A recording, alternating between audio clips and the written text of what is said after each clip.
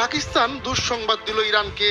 শুক্রবার ইসলামাবাদ জানিয়েছিল ইসরায়েলের হামলার বিরুদ্ধে ইরানি সরকার ও জনগণের পাশে থাকবে দেশটি। কিন্তু 2 দিনের ব্যবধানে পুরো ইউটার্ন নিল ইসলামাবাদ। হঠাৎ করে প্রতিবেশী দেশ ইরানের সঙ্গে সব ধরনের সীমান্ত যোগাযোগ বন্ধ করে দিয়েছে পাকিস্তান।